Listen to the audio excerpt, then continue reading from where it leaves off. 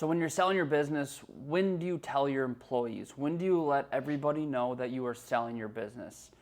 Now, for the most part, just with deals that I've been a part of, the best way to go about this is actually telling them after the sale.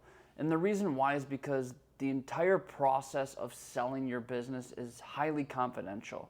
So when you engage an M&A advisor or a business broker, everything is going to be under NDA in terms of what are buyers looking at, the access that buyers have to confidential information like your financials, employees, customers, just everything about the business cannot be viewed unless somebody, the buyer, has signed an NDA.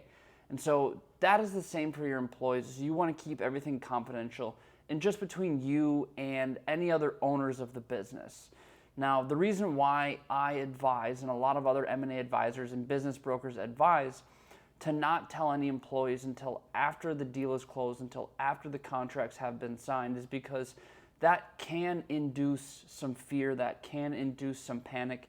Even if you're very close with your employees, you still have to think about their well-being, and I'm not saying that you don't, but they have to think about their future paychecks and their income, and they don't know who you're selling the business to. They don't know this new buyer. They've never met this individual. They know you. They trust you. That's why they work for you and at your business. But they don't know who this new individual or individuals are that are coming in as the new owners. And so that can be a little scary, a little worrisome. And so some employees might, behind closed doors, start looking for other opportunities for them, right? And so they might start applying to different businesses. They might start applying to competitors. And so that's the last thing that you want to happen is for that word to get out and to seep out into your employees of the business, the operators of your business, and they start looking for other opportunities or backup plans. And if that were to happen and somebody does leave, let's say the word gets out during the transaction process of selling your business and the word gets out and employees start applying to different places, and let's say somebody does accept a job and they leave before you close or before you sell your business, well, now that buyer might say, well, look, that employee was a very key part to this transaction. They're a very key role employee, so I really needed them or wanted them to stay with the business, and now that they're gone, I'm not interested, I'm walking away. And so that can 100% kill a deal if key role people, key personnel leave the business. And so you don't want that to happen, right? And so the best thing you can do is to not tell anybody about the sale of your business because, again, you don't want employees finding out, you don't want competitors finding out, you don't need that word getting out there. So keep that decision between you and any other owners of the business until the purchase agreement is actually signed by both yourself and the buyer, and then you can go and have the conversation with employees.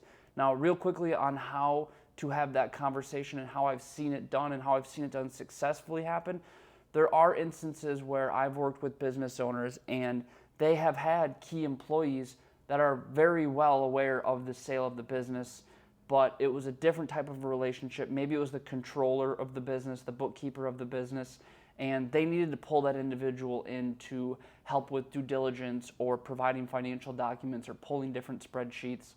And that individual was well aware of the sale, but they were staying there or even willing to sign an employment contract.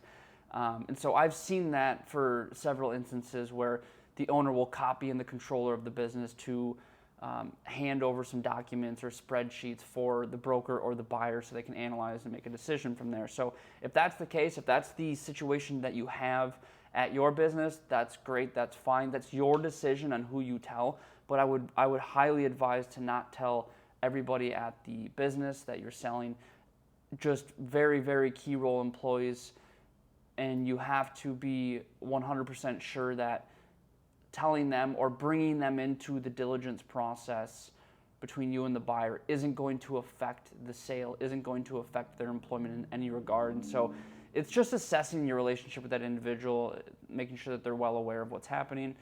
Again, I've seen this happen very successfully where the bookkeeper has played a role in helping with the sale because they're providing the financials and they're well aware of what's going on they have no plan of leaving. They're staying there. All is well. But you do have to take into consideration that individual may still be looking for other opportunities because they don't know who this buyer is, right? So again, keep it to yourself, keep it to just you and any other ownership of the business, and maybe, potentially, possibly any key employees that you need to bring into the sale process. Then that's your decision to do. But everyone else, keep it confidential. Now, how do you go about telling employees that you just sold the business? So if you're going to go through the whole process, keep it confidential. That's good. And then once you do sell the business, how do you do this? Well, what I have seen work best is the buyer and the seller doing it together in person, right? So an example of one of the previous deals I was part of is the buyer of the business. Once everything was done, they flew out to the location of the business that he bought, and him and the seller told the employees together. The seller obviously led the conversation, so you, the business owner, will lead the conversation. You know, hey, I'm selling my business. This is so-and-so. You guys are going to be in good hands. Nothing's changing. Your pay's not changing. Your bonuses aren't changing.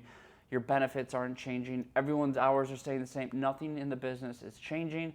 So you don't want to rock the boat too much. And so that would be a conversation I would have with the buyer as well, is just say, hey, let's just keep everything status quo for the first few months, and then you can start implementing your changes. I just want to make sure my employees they feel safe and taken care of and protected. That's a big importance of mine. So just let the buyer know that and have the conversation together.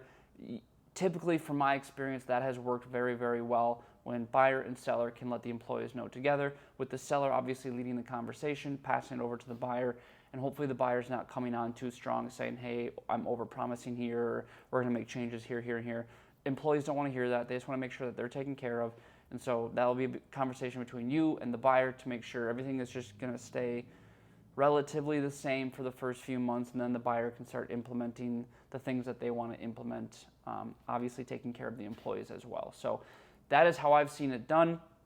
If you're looking to sell your business, if you're planning to sell your business, or if you're just starting the process of selling your business, just make sure that the right time to tell your employees is actually after the business has been sold, whether it's a day after, a couple days after, a week after. But wait until that agreement is signed, because if it does get out, it can cost you a deal. It can cost you, the sale of your business, and that's a lot of money out of your pocket because you told employees too early. So wait until the deal is done. Once it's done, have the conversation with both you and the new owner, the buyer of the business.